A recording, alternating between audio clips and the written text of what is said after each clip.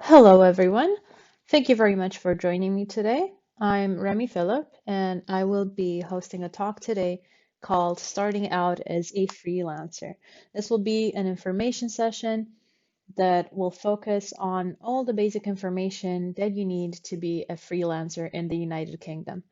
Of course, a lot of the advice and tips offered here would work for being and working in other countries, but since I am, of course, UK based, this will mostly apply to this country. I will go into more detail on exactly what we will cover in this session, but first, allow me to introduce myself just so that you can put a face to the voice and also so that I can put a lot of the stuff that I will be saying to you in context. So let's begin. This is me. I'm Remy. I was born in Romania, but I moved to Scotland 9 years ago and I almost have my British citizenship. I am a graduate of English, Spanish, and Translation Studies. So, first of all, I studied at the University of Aberdeen, my undergrad, and then I did my postgrad at the University of Edinburgh, where I studied translation. And during my time as a postgraduate student, I was a ghost tour guide in Edinburgh. I took people around the underground vaults and told them spooky stories. This was, to basically to support myself through my master's. But I still do private tours in Edinburgh on a freelance basis. So this is part of what I do. I am the founder of Celebrating Amazing Women. This is a website, a Tumblr blog that I started in March 2015. So it's been more than 5 years. And in this time, I've had my following grow to 62,000. So I'm really quite proud of that. This is a blog that features the achievements of excellent women throughout history and also in contemporary times. So I feature daily posts of women who achieved something in all sorts of areas in science and medicine and the arts on their birthdays. I will give a link at the end of this presentation, so please do check that out if you can. Now, on a freelance basis, I have written for several feminist and LGBT plus publications, mostly around Scotland and the UK, but I've also worked with clients from other countries. So, for example, I have written for magazines such as Fearlessly and the Restless Network, Somewhere for Us, which will launch in October this year. And now I am part of the Scottish Feminist Blogger Network, and I am very, very happy and proud about that. Finally, I also have other gigs. So I am a translator. I work with English, Spanish, and Romanian. I have clients from around Europe, around the United States, several countries. And my work took me also to live in several countries. For example, except for United Kingdom and Romania, I also lived in France, Luxembourg, and Spain. So this is just, to introduce myself to provide a little bit of context for what is about to be covered. So let's talk about what interests you. I have split this talk into four different categories. First of all, we are going to talk about the reasons that someone might want to be a freelancer. We're going to talk about the advantages and the disadvantages of working for yourself. We will also cover what it takes, so the characteristics of a successful freelancer. Then we will go to finding opportunities, finding paid opportunities, of course, to support yourself to actually make this your livelihood. So I am going to show you where to look for paid jobs and, of course, how to increase your chances of success and how to build meaningful relationships in this field. This will focus mostly on writing and translation jobs because that is my area of, expertise. But many of this advice will also apply to other areas such as, for example, art or graphic design. Next, we'll go on to administrative details. This is not very fun, I have to say. It's quite a tedious area, but it is very important and it cannot be neglected. So in this category, I will show you how to register to be self-employed in the UK. I will show you the basics of invoicing, of keeping accurate records, and filing the annual tax return. And finally, we will be looking at opportunities for skills development and volunteering, because that is very important as a first step towards getting paid work. I will show you how to develop your skills, kickstart a career, and I will show you how and where to volunteer, but also making sure that you are not being exploited. Okay, now let's begin. First of all, why would you become a freelancer? I've put some reasons up here on the presentation, and these are my main reasons for becoming a freelancer in the first place. My number one reason is that you have a very flexible schedules. So you of course you have deadlines, you need to complete work by a certain time, but you choose to do it. You choose to do it, as you normally would at a place of work, 9 to 5, or you can do it at 2 a.m. if you want. So it's really up to you, and nobody's forcing you to stick to a time schedule. Secondly, you have great work-life balance because you have no commute, you have no fixed program, you have no productivity goals. So all of this is based on your internal motivation. You get to benefit from walks in the park. If you feel like you want to take a break from homemade lunches, there are a lot of benefits. Personally, I choose to be a freelancer to escape the corporate world because, I always felt trapped in that 9 to 5 environment, and I wanted to decide for myself. Then you have no contracts or lengthy commitments. That is also very important. Of course, you accept work from clients and you do sign a sort of agreement with them. But these are usually project based. So that means that you're not stuck into something that you don't like. And if a client maybe turns out not to be as expected, you can definitely just refuse work from them in the future. So you're never stuck into something that you don't feel 100% about. You also have freedom of choice, so you don't have to settle for one particular role. If you look at my example, I am a tour guide, I am a translator, an English teacher, a writer. So I do all sorts of things and I have the freedom to do that. And secondly, nobody's stopping you from having actual employment at the same time, having a regular job. This is even recommended, I think, at early stages for that financial security. You do what you love. So you choose the area that you want to go into and that you are good at, that you have skills in. So it definitely helps to do something that you enjoy and that you're good at. And you can work from anywhere. You can work from home in your pajamas. You can have a dedicated area where you have a desk, where you have the opportunity to escape, no distractions. But also, if you want to work from your bed one day, that is an option. You don't have to be at home, you can switch it up. Of course, under normal circumstances, you can go to the cafe, to the library, to the park, as long as there's Wi-Fi. So really all you need is your laptop with you and then you'll be fine. Now, there are, of course, downsides to the freelance life, and I will cover some. It's not all milk and honey. So, first of all, I would say that being a freelancer is not as financially secure as having an actual job.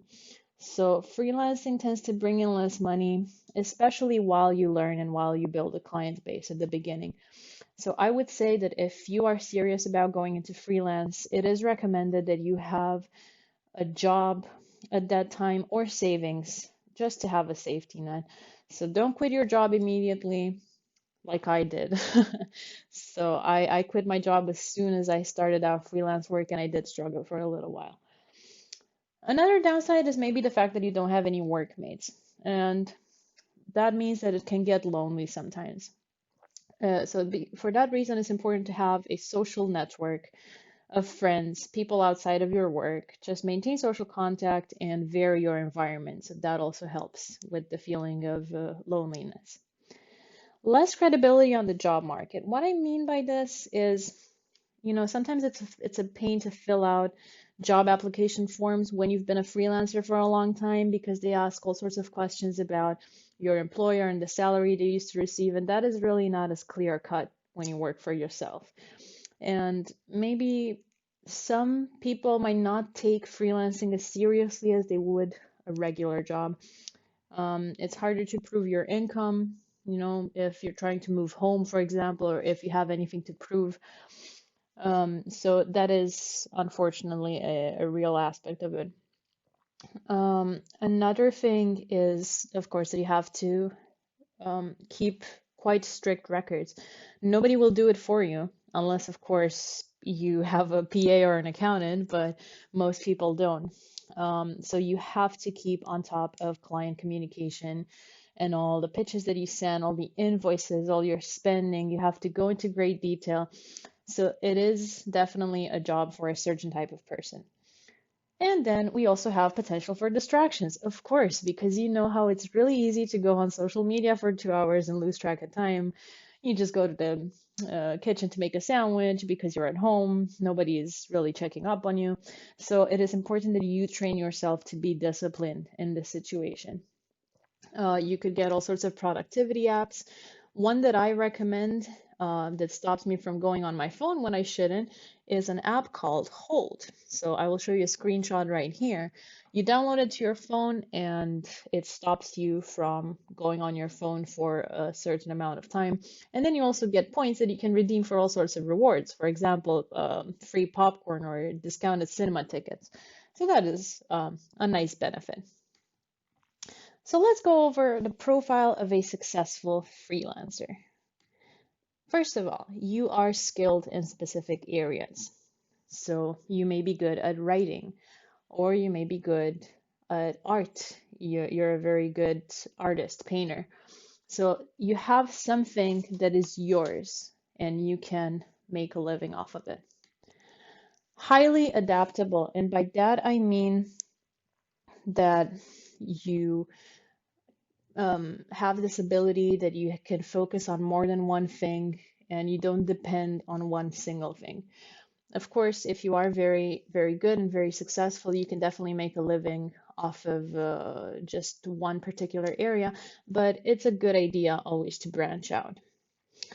Freelancer is also very meticulous and organized. So I would say that the people who would benefit from this most would be those kind of people that really like to reach in inbox zero and to organize their emails and their documents into folders and labels. So I'm definitely like that. You don't have to necessarily be like that and enjoy it, but it helps a lot. You also, very importantly, must have proper hardware and software for what you want to do. So you need a good laptop with processing power for whatever you need to do. You need your software. So, for example, translation tools or designing tools if that's what you want to go for.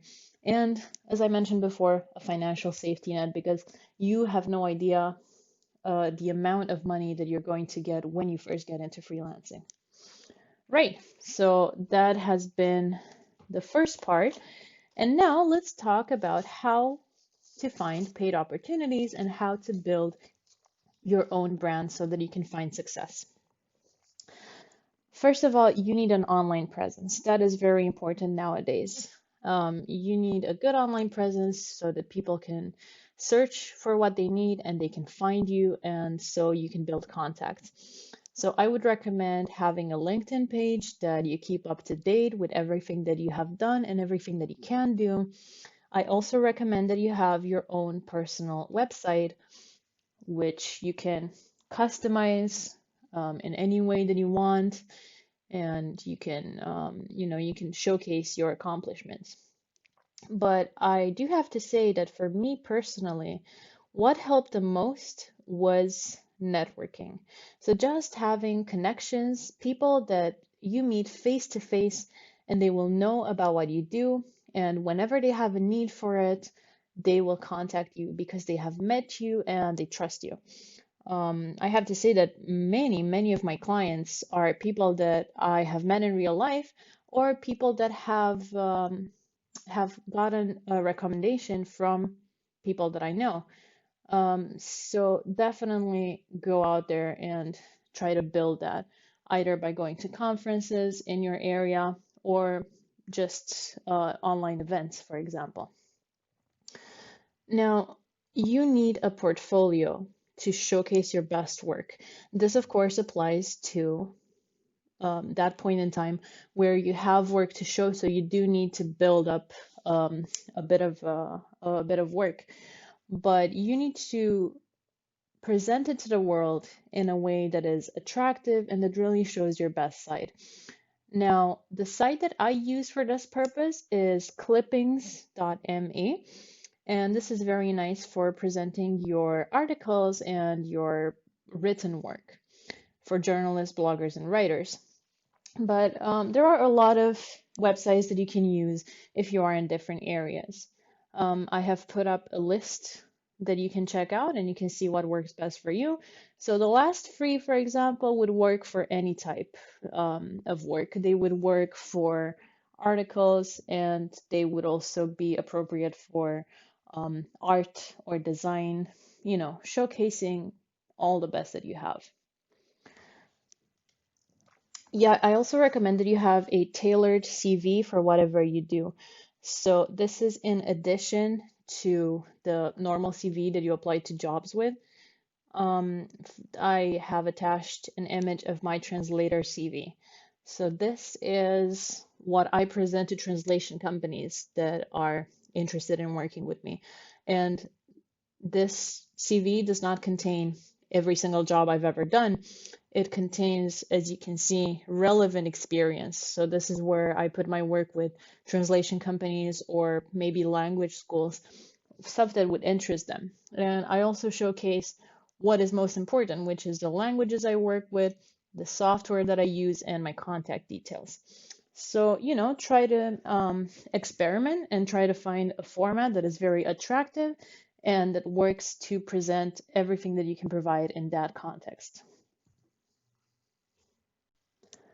So now that we have gone through how to present your work and how to show all the best that you have to potential clients, let's look at where exactly you can find some nice jobs.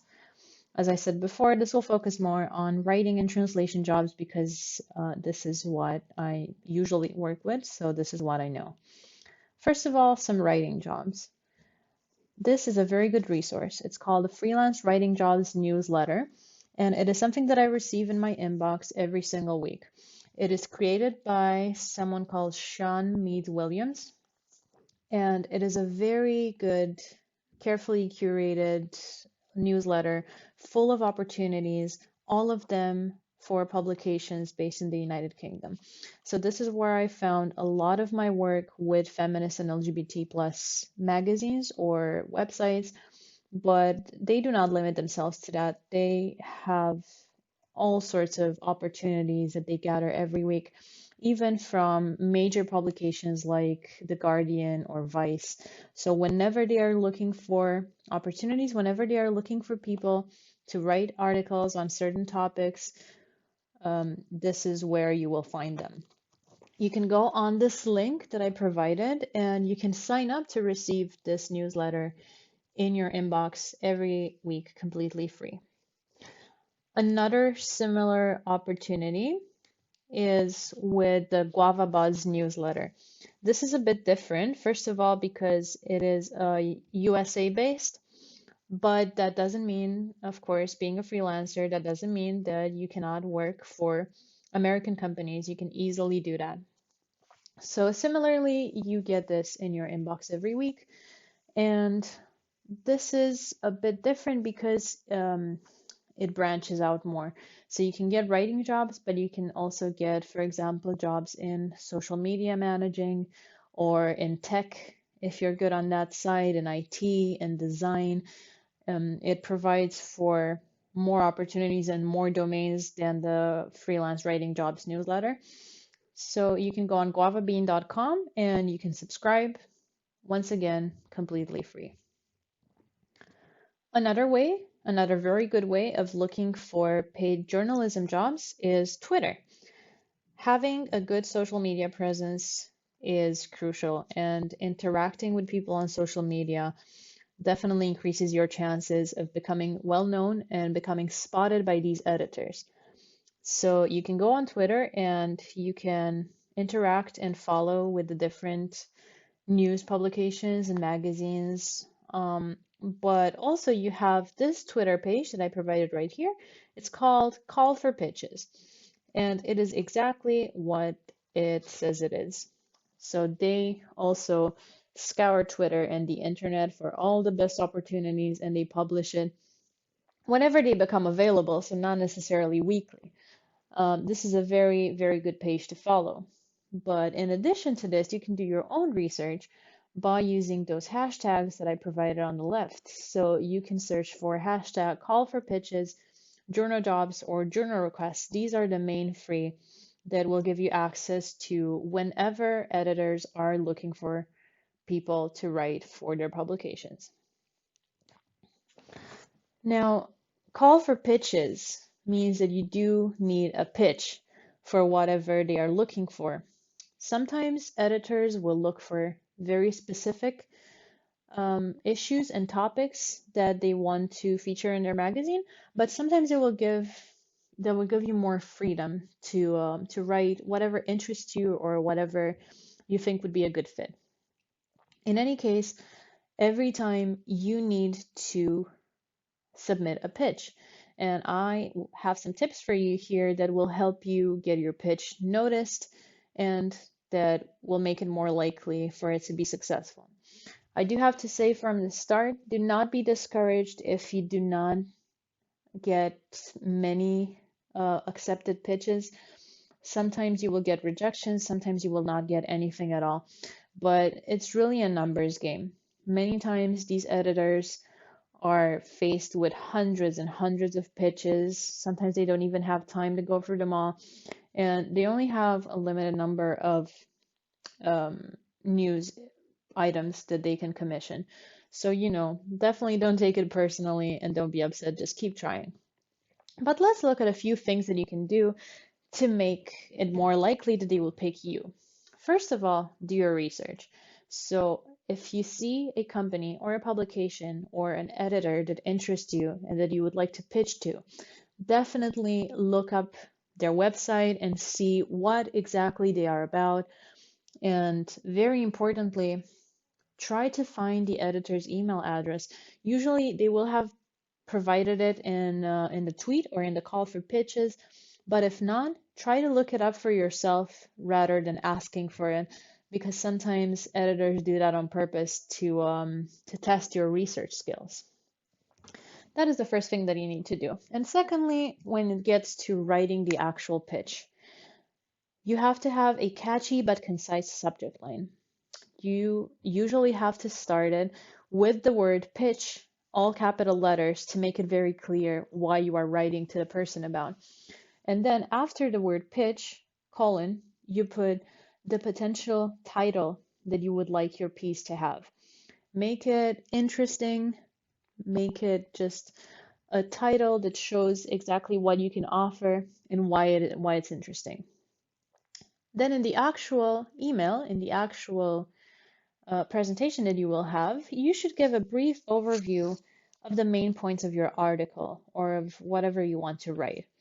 So you should say exactly what you plan on doing, and very importantly, why it's interesting to the readers of that publication. Next up, you need to sell yourself.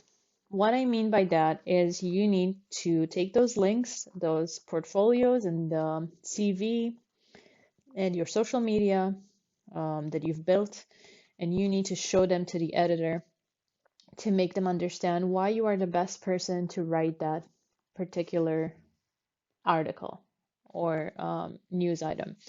So you need to show them that you are capable, and you need to show them what you have done in the past to encourage them to pick you. Then you send the pitch, and what happens next? Sometimes you will be accepted. Sometimes the editor will be really impressed with what you've written, and they will think that you're the best person for the job, and they will commission the piece. You will write it and get paid. It's as simple as that. But other times, you will simply not receive an email at all. This happens, as I said before, because editors are very busy and they don't necessarily have time to read everything, or maybe they simply missed your email. In that case, should you follow up? That depends. If you really, really want to work for this publication, it is worth it. It is worth maybe a week after the initial submission to send another email, just making sure that they received your first one and asking if they're interested. But I will be honest, I don't tend to do that just because I try to give them time and space and not push them. But there you really have nothing to lose in doing a follow-up if you so wish. So that covers pitches, that covers writing jobs, and now I'm going to move on to translation jobs. So this is definitely something that you can do if you have expertise in more than one language. If your native language is something other than English, that is going to be very useful. You have two websites here. These are definitely, I would say, the two main translation websites where you can find jobs. First one on the left, we have proz.com, pronounced in several ways. I pronounce it prosy, but you will see it as proz or pros as well. But this is probably the biggest website for finding translation jobs. And it comes in a free version or a plus version that you have to pay certain amount of dollars every year. Now, if you are serious about being a translator, and especially if you have the necessary education for that, like I have a master's in translation studies, the plus membership is worth it because it gives you access to many more listings, and employers and companies can find you much easier. But if not, maybe you should stick to the free version, even if that means that you may not have access to all of the published jobs. But just to dip your toe in, you can stay with the free version. On the right, we have translatorscafe.com. And this actually has a lot of overlap with Prosy in terms of jobs listed. So many companies and translation agencies actually use both. And the best part about Translators Cafe is that it is completely free. So you can create your profile and you can look for jobs.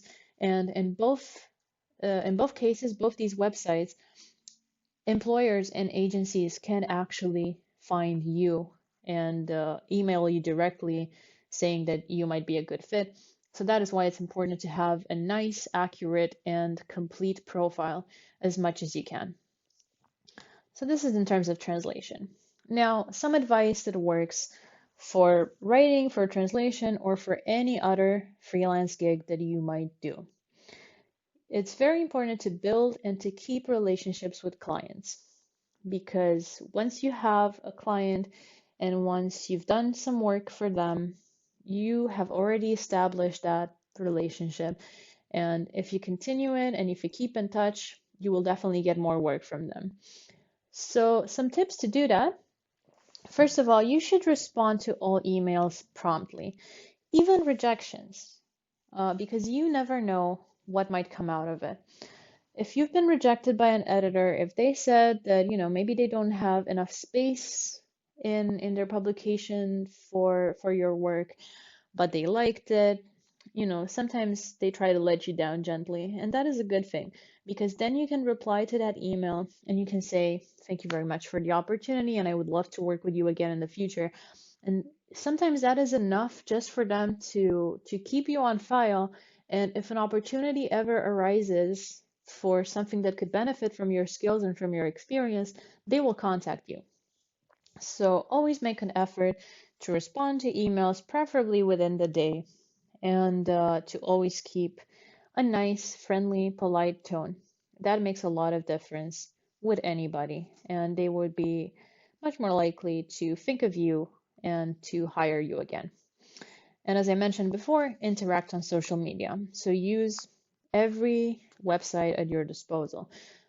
Twitter is one of the best ones for the writing industry, but definitely you can use Instagram for other things like for design and art, and you can use Pinterest and Tumblr and anything else just to keep in touch with your actual and your potential clients. Now let's get to the tedious part.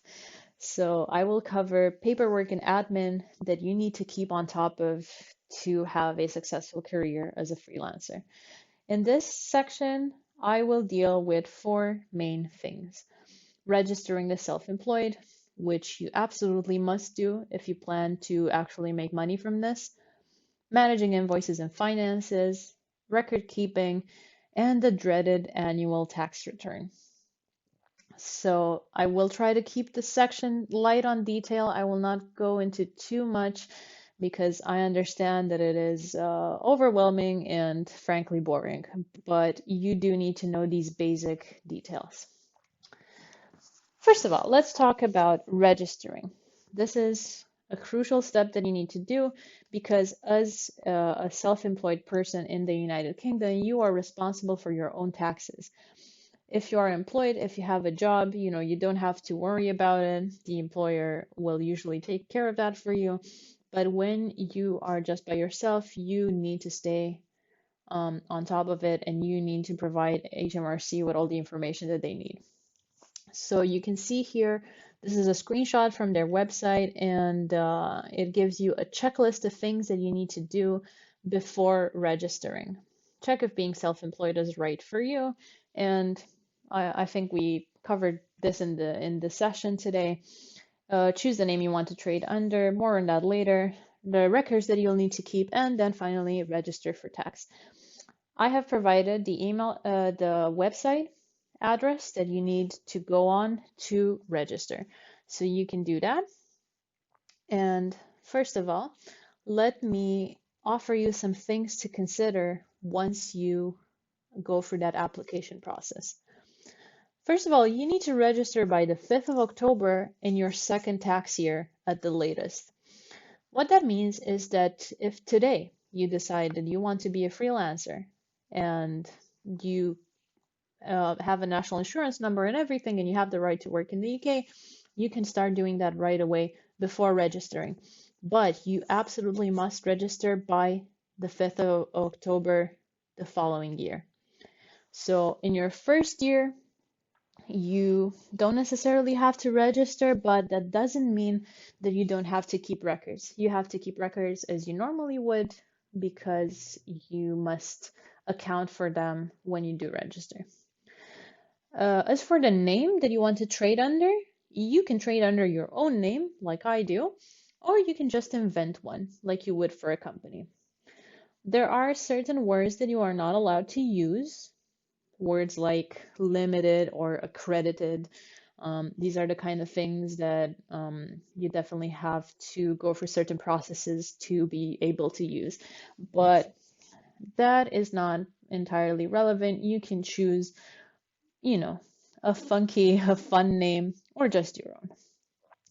You need certain information to register. You need your national insurance number. You need the last UK addresses that you lived at for the past 3 years. And just to give you a heads up, they will also ask about the nature of your work, which might sound like a bit of a strange question. So you need to make sure that you are ready to answer that question and that you know just as a rough idea what you would like to do. This is not binding. For example, I said on my application that I will work as a translator, but I work as many other different things. So, this doesn't limit me, but I did have to tell them the main area that I will work in. So just try to think about your own situation and what fits best. After the registration process, you will receive a unique taxpayer reference. This is a number that you need to keep hold of, you need to keep safe. They will send you emails and they will also send you some paperwork in the post, so you don't have to worry about that, but you will need that reference number for anything tax related. Also, it's important to know that there is no registration fee. So you can sign up to be a freelancer for free, which is very useful. Now let's go to look at some tools that you can use to keep accurate records, which you must do in order to complete the annual tax return in an accurate way. Keeping track of your invoices is the most important thing that you have to do. These are documents that you need to provide clients at the end of every project. Anything you do for a client, if it is paid, it must have an invoice attached in which you clearly state the amount that you charged in the currency that you charged it in, and you have to keep track of when you send it and when you receive the money. There are different softwares available to help you do that very quickly, easily, efficiently. The one that I use is called Invoicely, and I provided a screenshot to show you how it works. It might look intimidating and daunting, but I promise it's very, very simple to use. And it offers you, at a glance, all you need to know about your income and to keep track of the invoices you send, the ones that are paid, the ones that are unpaid. I personally use Invoicely because it's free and because of its user-friendly interface. But there are many other options out there. You just have to look for the one that fits you. I have provided other examples, such as Xero. So Xero does offer a free version, but if you want the more premium options, if you are a bigger um, if you're a bigger company, you need to pay. Microsoft Excel is a bit underrated, but I also find it as a very useful tool to just look at all my clients and my invoices at a glance. So what do you need to keep track of? You need to keep track of the invoices, as I said, but you should also keep very good records of your clients. So make sure that you have in your preferred software that you have profiles of all of your clients with all the relevant information that that entails. So that means the name of the company, their address, their contact details, the person that you keep in touch with, that you send emails to, and their email address, their telephone number, everything you need to contact them and to make sure that you have a good relationship. You need to keep track of your expenses. So this might include the materials that you need to do your work. And if you work from home, you can also claim, electricity costs because you don't have an office, so you do have to take care of that yourself. More information on that is on the HMRC website. You need to keep track of other income sources that you might have. If you have a job, for example, you need to keep records about that and about your salary, just so that you can report it in the tax return. Now, I also said when talking about invoices that chasing up payments is part of the job, and I have to warn you about that. That is something that freelancers have to deal with constantly. Sometimes you will work for a client and they will simply either forget to pay or just drag the process. And it is important for you to know that this happens and how to be prepared to deal with it. On your invoice, you should make it very clear that there is a certain due date for the payment to arrive in your bank account. And if you have repeat offenders of clients that don't pay up on time, you can definitely send them reminders. You have to chase it up in emails or in other communication.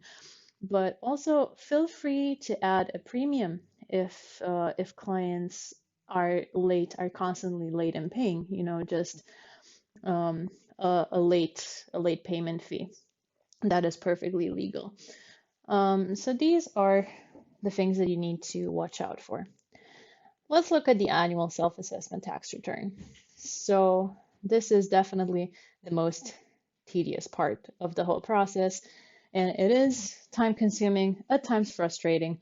But if you kept those accurate records that I told you about, you will definitely find it much easier and not as complicated. So you will receive an email reminder that will tell you it's time to complete your tax return. Don't worry, you will have plenty of time to do that. The deadline is only on the 31st of January of the next year. So usually you receive this reminder in April and you have until January the next year, so you have months. You don't need to worry about that. It is, however, recommended that you get to it as soon as possible just to make sure that you have time in case there are issues. So you fill in the tax return with all the information that you have. So HMRC would like to know all of the income that you had in a certain year. They want to know how much money you made and how much money you would like to claim in expenses, all that. At the end of the process, they will tell you what you owe or what they owe to you. Sometimes you may not have made enough to pay tax and actually you will be due a refund. So that is something that they will calculate. You don't have to worry about that. And finally, help is available online. So don't worry, it's very daunting if you're not an accountant or if you haven't done this before. But you can go on the HMRC website and they have webinars or, videos and informative videos to help you complete your self-assessment. Let's get that out of the way because that was definitely the most complicated part. And let's look now at opportunities for volunteering and for developing your skills. This is something that you will probably do as you begin your career in freelance. And there are many ways to do this. And the best thing about it is that by doing all of this, this not only improves your skills and helps you on your way to being successful and to actually making money out of it, but the best aspect about it is that you get to help other people by volunteering your time and your skills and your expertise. And you can do this in various ways. I have attached some examples over here, and these are some things that I have personally done throughout my career, especially at the beginning of my career, to just give me a boost and also to help communities and organizations that I cared about. I provided some examples in the form of, for example, the Citizens Advice Bureau, which you can find in several cities in the UK, and they are very helpful in offering citizens the information that they need to deal with all sorts of issues on housing or on finance or many other issues that they might need help with. They're a completely free service, and you could actually volunteer your time as a freelancer. For example, you could get in contact with your local Citizens Advice Bureau and you could ask if they need anything translated because they will work with people from all sorts of countries from all over the world, and they might need certain documents that they have in English in different languages. So, absolutely, if you are a speaker of a language such as myself, Romanian, or Polish, Polish is a very important one, Spanish, German, anything that you have could help. So, get in contact with them or with the Citizens' Rights Project and see what you can do to help. This will not only get you out there practicing your translation skills or anything else that you might need, but it will also create this relationship with organizations that can then offer you paid work or can refer you to others who can offer paid work. You don't have to limit yourself to the Citizens Advice Bureau, of course. You can do this to all sorts of charities around the UK and even in other countries, or this other icon that I put here for museums.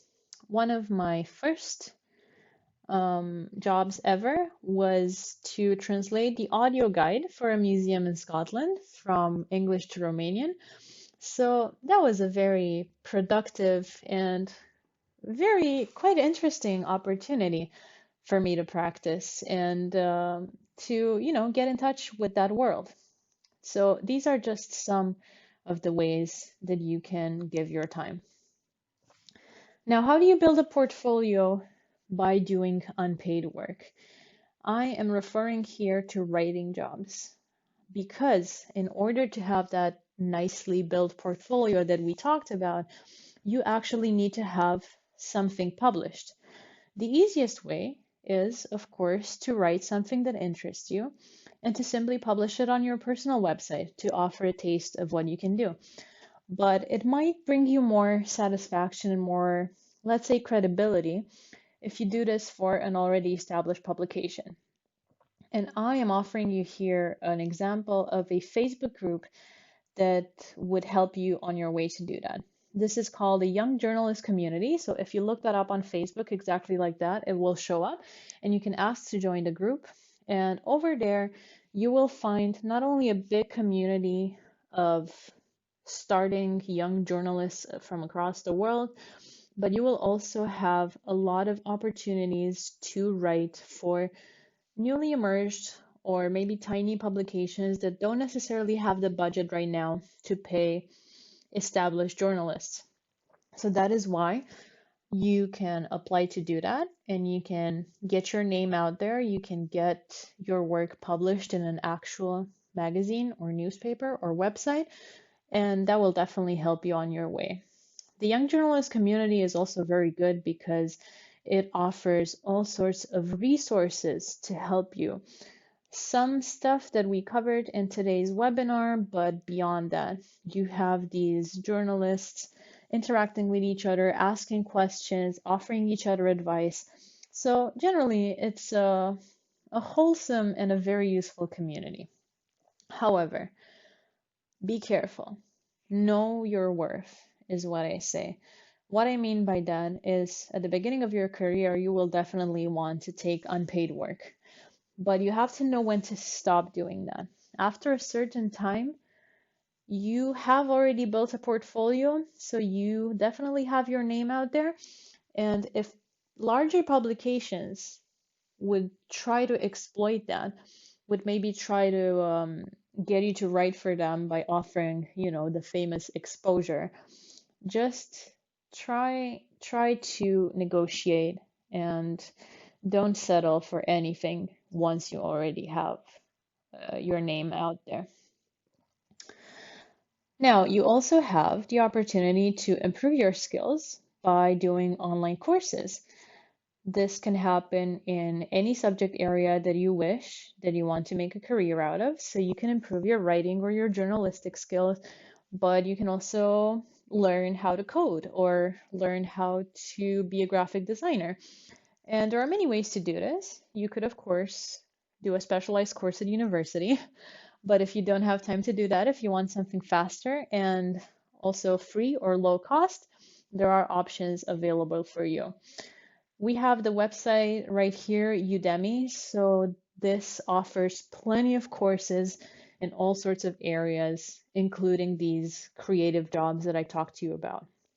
Some of these courses are free, but most are paid. However, they are really not paid very much, so it is definitely worth investing in a course in an area that you would benefit from.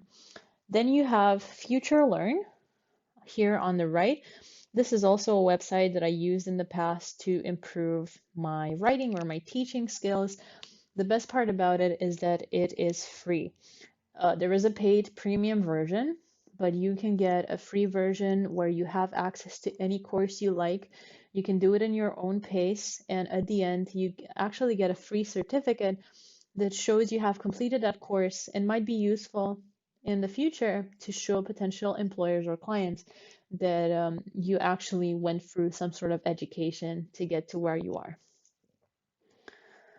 Well, this is all I have for you today. So I do hope that you found this session interesting and engaging.